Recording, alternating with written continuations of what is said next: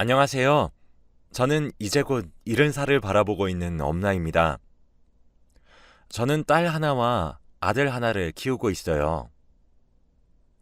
지금은 엊그제만 해도 기어다니던 아기였던 것 같은데 딸아이는 이미 결혼을 했고 아들이 결혼을 앞두고 있습니다. 그래서 그런지 옛날 생각도 많이 나네요. 사실 제 아들은 파혼을 한 번 했어요. 벌써 파혼한 지 2년이나 되었네요. 그때는 정말 아들이 하루하루 말라가고 그러는 모습에 정말 마음이 아팠고 슬펐었죠. 그런데 저희 가족이 겪었던 그 일은 정말 참 다시 생각해도 기가 막힌 이야기인 것 같네요. 이미 오래전에 일어난 일이었고 지나간 이야기지만 이렇게 한번 사연을 보내면서 연락을 드리게 되었습니다. 저와 남편은 맞벌이 부부였습니다. 저희 부부에게는 시댁이 없어요. 남편이 어렸을 때 시아버님께서 사고로, 시어머님께선 남편이 청년이 되었을 때 병으로 두 분 다 돌아가셨고 남편은 외동이라 아무도 없죠. 그래서 제 친정 부모님을 자신의 부모라 여겼습니다.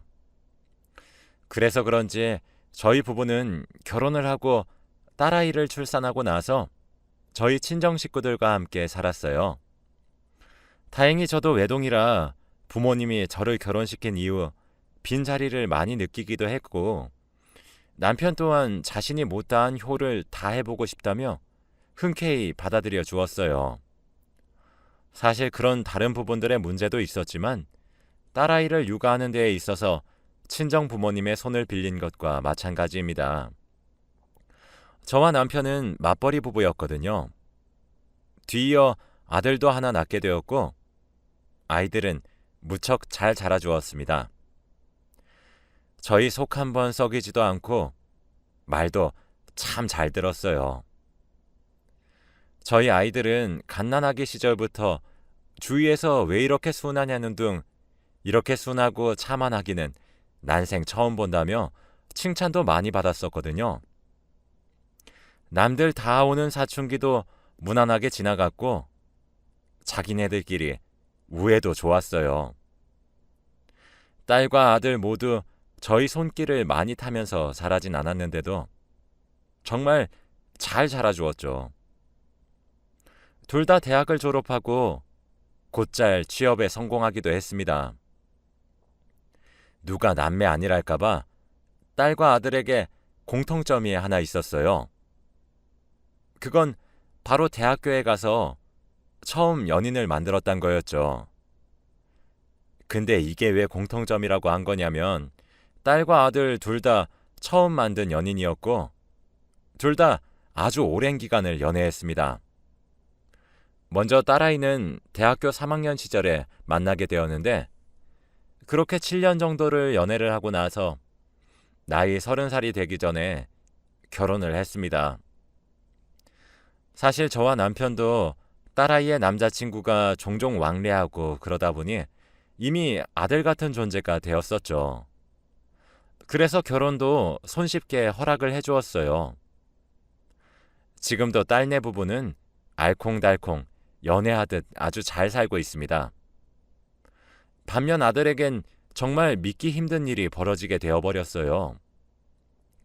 아들도 대학교에 입학을 한 이후로는 여자는 만나지도 않으며 살더니 군대를 갔다 온 뒤에 여자친구를 하나 만들었다 하더라고요.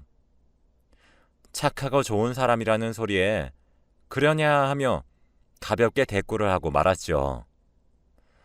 아들도 여자친구에 대해 이야기를 자주 해주지는 않았습니다. 그런데 그렇게 시간이 점점 흘렀고 정말 오랜 시간 동안 만남을 이어가더군요. 아들의 여자친구는 현주라는 귀여운 여자아이였어요.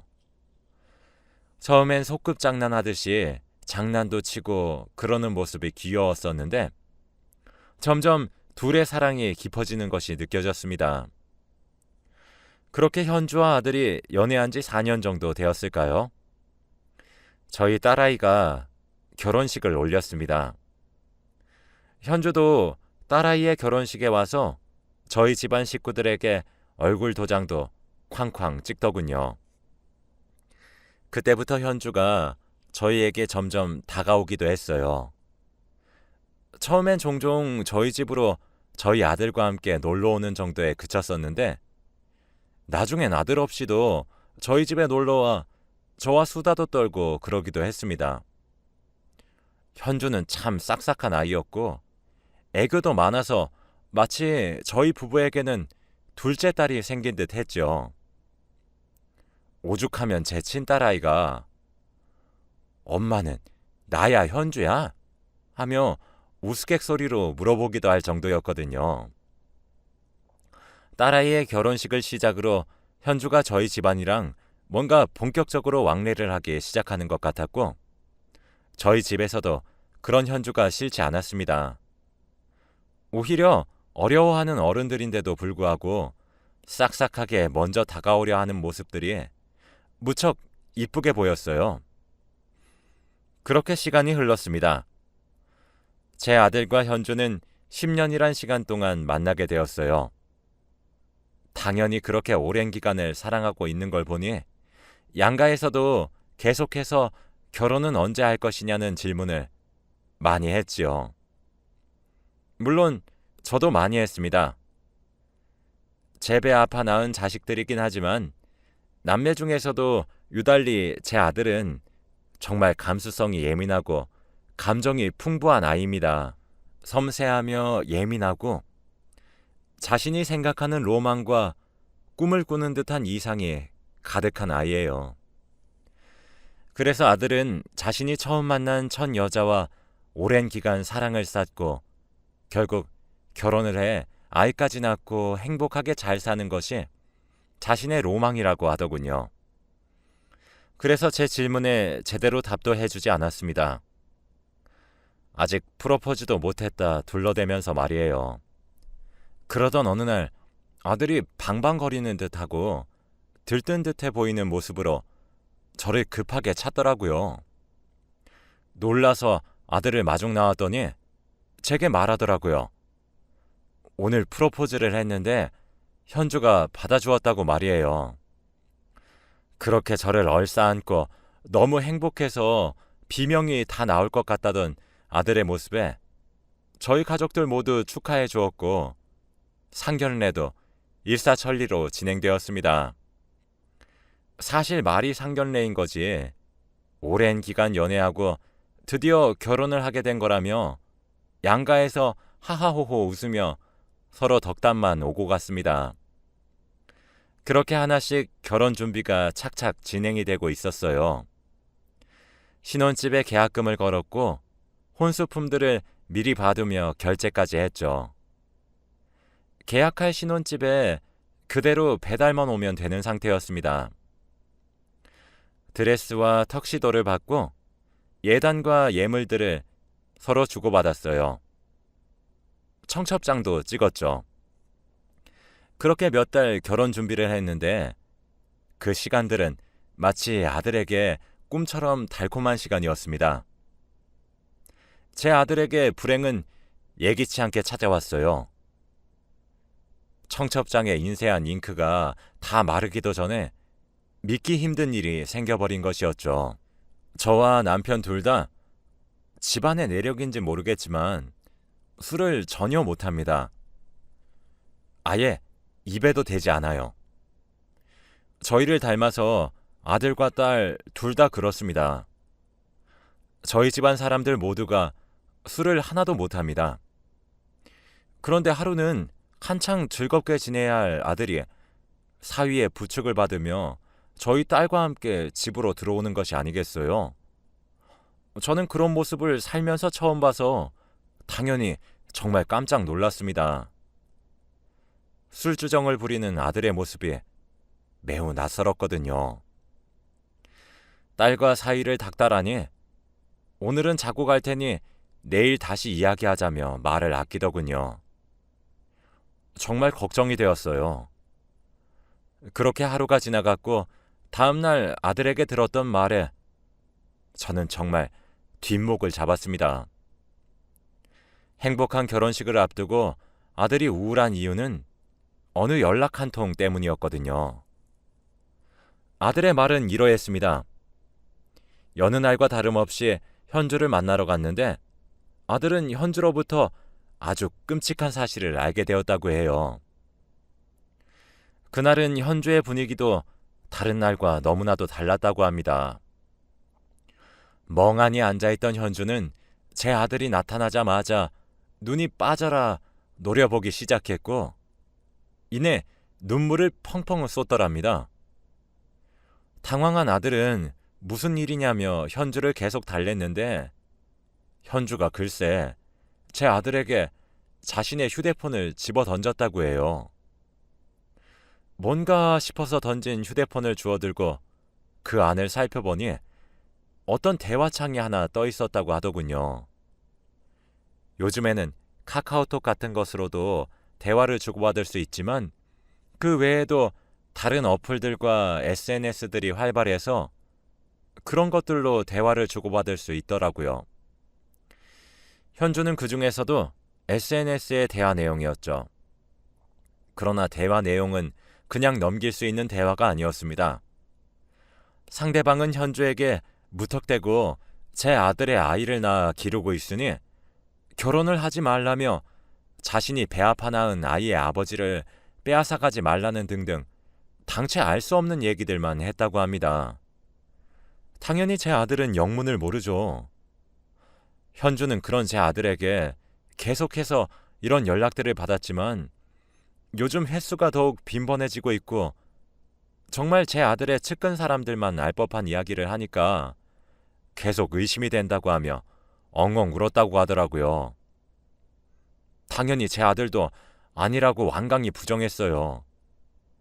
아들도 처음엔 그때 그 일이 이렇게까지 커질 일이라고 생각조차 못했다고 합니다. 그런데 현주가 제 아들에게 털어놓은 그날 이후부터 점점 협박과 저주의 강도가 커졌습니다. 아이 아버지를 빼앗아가고 얼마나 잘 사는지 보겠다는 등 현주를 향한 독서를 상대는 서슴지 않더군요. 하지만 제 아들은 억울했습니다. 제 아들은 정말 한눈을 팔지 않았다고 전 정말 믿었거든요. 점점 심해지는 협박성 발언들과 빈번해지는 횟수에 아들은 점차 말라가기 시작했어요. 처음에는 저게 다 거짓말이라 부정했고 당연히 현주에게 설명을 했기에 별 문제가 되지 않겠다고 생각했고 누군가의 짓궂은 장난이겠다 싶었습니다. 하지만 점점 더 잦은 빈도수로 현주에게 오는 연락과 그 안에 담긴 메시지들은 무시할 수 없는 수준이 되어버렸다고 해요. 당연히 제 아들도 범인을 찾으려고 사방팔방으로 알아보고 노력했다고 합니다. 하지만 누군지 특정할 수도 없었고 현주에게 메시지를 보내는 사람의 SNS 계정에 들어가도 아무런 게시글도 흔적도 남겨져 있지 않았다고 해요. 오로지 현주에게 연락을 하기 위해 만든 아이디처럼 말이죠. 결국 저희 예비 사돈댁의 귀에까지 그 이야기가 들어가게 되었습니다. 당연히 저희들 모두 죄를 짓지 않은 아들까지 면목이 없더군요. 그간 현주와 주고받은 대화들을 프린트해왔길래 읽었더니 솔직히 저도 조금의 의심은 들었습니다. 여러 차례 아들에게 진짜 아니냐고 되물어볼 정도였으니까요. 근데 그게 또 정말 그럴 수밖에 없었던 것이 제 아들을 믿지 못한다는 것이 아니라 정말 측근이 아니라면 알 수 없는 얘기들까지 자세하게 나누고 있더군요. 예를 들자면 아들이 이직 준비를 하는 것 등등 말이죠. 아들은 점점 피폐해져 갔습니다. 누군가가 자신을 감시하고 있을 거란 불안감에 미쳐가기 시작했고 그것은 현주와의 불화로 발전했죠. 저는 그렇게 마음고생을 하는 아들을 보다 못해 따로 불러냈고 조용히 권유했습니다. 경찰에 고소를 하자고 말이죠. 짓궂은 장난의 수준은 이미 도를 넘은 지 오래되었고 그 일로 인해 아들이 파혼을 한 해 만에 하고 있으니 차라리 고소를 해서 범인을 잡자 싶더군요. 현준의 부모님들도 처음엔 제 아들을 믿었지만 나중엔 아니 어떻게 생활을 했기에 결혼을 앞두고 이런 소리가 나돌 정도입니까? 라며 불쾌해하셨거든요.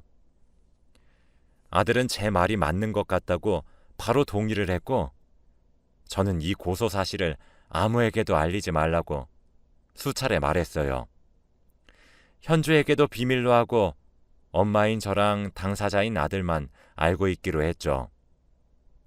당연히 범인은 잡히지 않았고 그럼에도 불구하고 지속적으로 오는 메시지들에 결국 아들의 결혼은 미뤄졌습니다. 사실 파혼을 바라보는 것과 다를 바가 없을 정도였어요. 그런데 더 충격적인 일은 뭐였는지 아시나요? 조금 오랜 기간이 걸리긴 했지만 결국 경찰에서 용의자를 특정할 수 있었습니다. 계정을 추적했죠. 현주에게 그런 허위 사실들이 가득 담긴 메시지들을 폭탄처럼 보냈던 사람은 저희가 잘 알고 있는 사람이었어요. 그 사람은 바로 현주였습니다. 처음엔 그 모든 결과들이 믿기지가 않았어요. 저희 앞에서 눈물을 흘리며 호소하고 불안에 떨면서 더 이상 제 아들을 신뢰할 수 있을지 없을지 모르겠다며 흔들리는 모습을 보여줬던 사람이 바로 그 현주가 범인이란 사실을 말이죠. 전 정말 참을 수 없을 정도의 커다란 분노를 느끼게 되었고 그 길로 아들을 데리고 현준의 집으로 밀고 들어갔습니다. 마침 주말이라 현준의 가족들 모두가 모여있더군요. 현준은 갑작스런 저희 모자의 방문에 놀란 건지 두 눈이 휘둥그레져 있었어요. 저는 현주를 보자마자 물었습니다. 너였니? 라고요. 현주는 영문도 모르겠다는 듯 갑자기 무슨 소리를 하시는 거예요, 어머님? 이라고 했고 그들의 부모들도 오히려 저를 타박하는 듯한 눈길로 쳐다보더군요. 사돈, 저도 아들 가진 부모여서 사돈댁들 마음을 이해하려고 노력했어요. 결혼을 조금 오랜 기간 미루게 되더라도 불쾌한 일이 있으니 딸 가진 부모 마음이 오죽할까 싶어서 참았습니다. 다 이해했다고요. 그런데 이게 뭡니까? 사돈댁도 아시고 저희에게 그러신 겁니까? 현주가 받았던 그 메시지들 전부 현주가 보낸 거잖아요. 라고 말했고 한참을 씩씩거렸습니다. 그렇게 난동을 피우는 사이 아들이 제 남편과 딸네 부부에게 연락했는지 사돈댁으로 다 찾아왔더군요. 저는 거기에 그치지 않고 이 결혼 없자고 할 때 내가 불안해서 우리 아들을 설득하면서까지 너랑 나만 둘이 알고 말자며 경찰에 고소했습니다. 만약 이렇게 혼인이 파탄이 나게 되면 위자료 청구도 할 예정이었고요.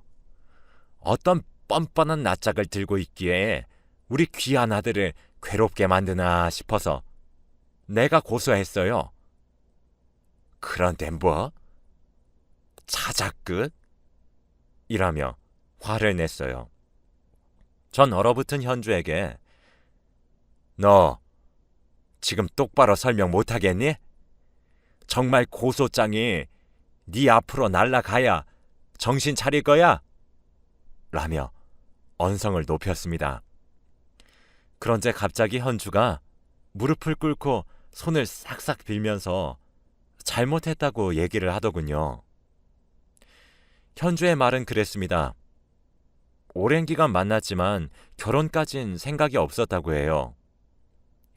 아직 이르다는 생각이 들어 결혼을 더 미루고 싶었지만 양가의 압박도 있고 마침 그때 제 아들이 프로포즈를 했고 그걸 받아들였기에 더 이상 미룰 수가 없었다고 하더군요. 그래도 결혼 준비를 천천히 진행하면서 기회만 엿보고 있었는데 준비되었다는 듯 결혼 준비들도 착착 빠르게 되어가니 정말 이대로 결혼할까 불안했답니다.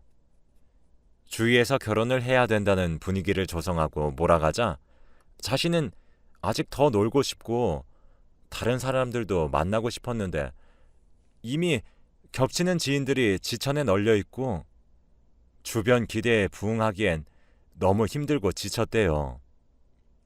그런데 자신이 솔직하게 말을 하면서 헤어질 생각은 없었답니다. 자신이 그러면 욕이란 욕은 다 먹어야 될 것 같은 마음에 말이에요. 그리고 이미 계약한 것들과 예약한 결혼식 준비들을 파토내기 위해서 위약금을 물어야 했는데 그건 또 본인이 책임지기 싫었다고 하더군요. 그래서 신뢰를 근거로 들며 파혼을 하기 위해 종용했다고 합니다. 당연히 저희 가족 모두 입이 떡 벌어질 정도였죠. 무슨 사이코도 아니고. 현주는 그런 것들로 고소를 할 거란 생각은 못했던 거였습니다. 그렇게 착하고 싹싹한 얼굴 뒤에 그런 이기적인 면모가 숨어 있을 줄이야.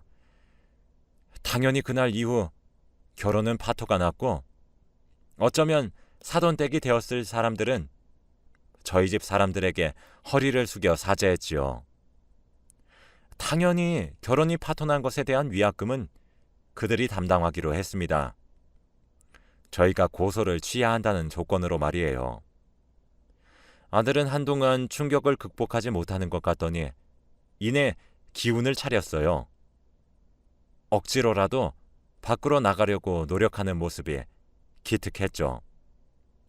현주는 저희 아들과 헤어진 이후 아주 물을 만난 고기처럼 활발히 살더군요. 그렇게 현주와 헤어지고 약 1년 뒤 지금의 예비 며느리를 만나게 되었습니다. 마음의 고통은 보이지도 않는데 잘 이겨내준 아들이 정말 너무 고맙더라고요. 예비 며느리는 참 다정하고 착한 아이입니다. 정도 가고 마음도 참 많이 가지요. 며칠 전엔 아들이 결혼을 앞두고 마음이 싱숭생숭했는데 현주로부터 연락을 한 통 받았다고 하더군요. 지나가 보니 봄이었다 얘기하며 자신이 어린 시절 한 철이 없었던 실수를 용서해주면 안 되겠냐고 요청했다고 합니다.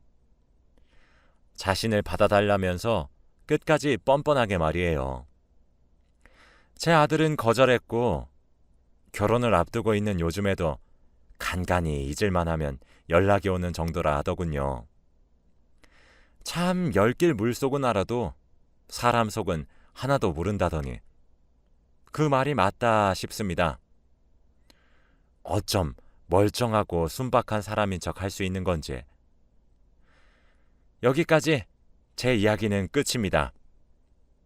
제가 이 이야기를 하면서 여러분께 말씀드리고 싶은 점은 딱 하나예요. 사람을 너무 믿지 마셨으면 좋겠습니다. 그럼 제 이야기 들어주셔서 너무 감사합니다.